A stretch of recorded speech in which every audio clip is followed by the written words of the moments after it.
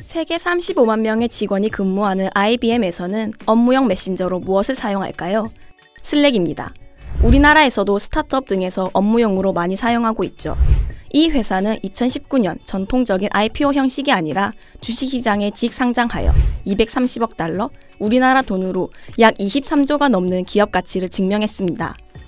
1973년생인 슬랙의 CEO 스튜어트 버터필드에게는 의뢰 IT 분야 스타 CEO들이 갖고 있는 신화적인 스토리와는 조금 다른, 그래서 우리 가슴에 훅 다가오는 이야기가 있습니다.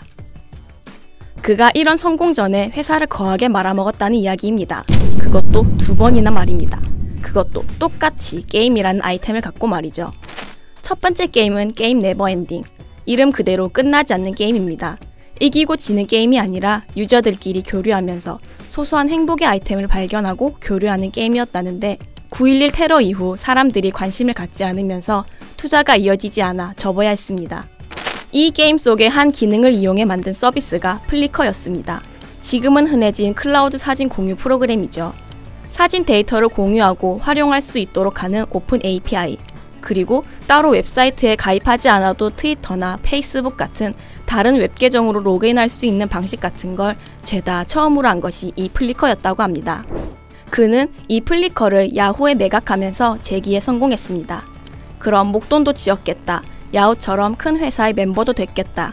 그 성공을 좀 누리고 있었으면 좋았을 텐데 말이죠. 그는 3년 만에 야후를 나와버립니다. 12,000명이 근무하는 회사에서는 자기가 하고 싶은 일을 할 수 없기 때문이라면서 말이죠. 그 하고 싶었던 게 역시나 게임이었던 모양입니다. 글리치라는 게임을 만들어 런칭하는데요. 이름만 달랐지 결국 처음 만들었던 게임 네버엔딩과 비슷한 것이었다고 합니다. 한번 실패를 했었던 건데 미련이었는지 오기였는지 결국 또 실패합니다. 회사 때문에 다른 도시에서 이사온 어린 직원에게 회사를 접어야 한다는 말을 해야 하는 것이 괴로웠다고 당시를 기억했다고 하네요. 그렇게 회사를 접으면서 그는 또 한 번 무너진 잿더미 속에서 씨앗을 발견해 싹을 틔웁니다.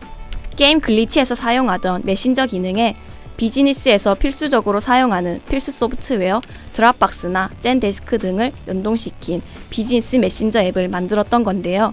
이것이 바로 슬랙입니다.